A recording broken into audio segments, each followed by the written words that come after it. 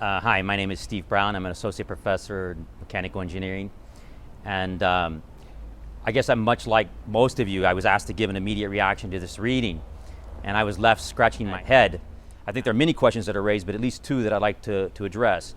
And those are, how do we know? And how do we reach certainty about what we know?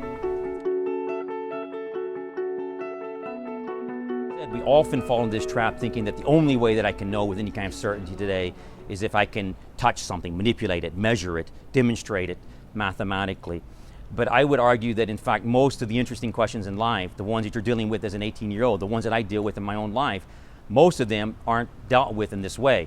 In fact, to answer the question if your boyfriend or girlfriend loves you, or what's the meaning of love, or what's the meaning of suffering, or what purpose does my life have, or can I trust my friend? All of these questions, this scientific method or way of knowing has nothing to say to those.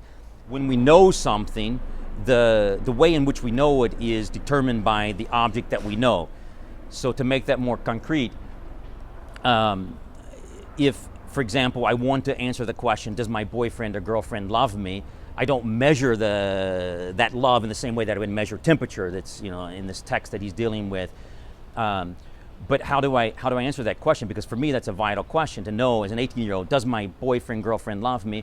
Well, it seems to me the way to do that is to spend time with my boyfriend, girlfriend, and to share life with that person, to see how that person treats me, how I treat that person. For example, when you drive across a bridge, you don't sit down and make all the calculations and measurements and things to make sure that the bridge, in fact, will hold you up as you drive over it, because implicitly you trust the engineer, the designer, and so on that designed and built that bridge.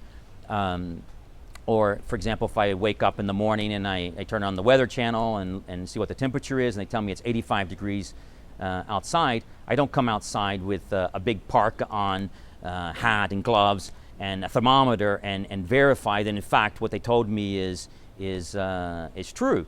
In fact, I would go outside in shorts and a t-shirt because they told me it's 85 degrees Fahrenheit. I have no reason to doubt them. And so again, this to me suggests that we can reach certainty about things that we know through methods of knowing other than empirically measuring or mathematically demonstrating things. In fact, most of the humanly interesting questions are dealt with in this way. Again, the questions of friendship, of love, of beauty, of truth, of justice, all of these questions are dealt with in this way.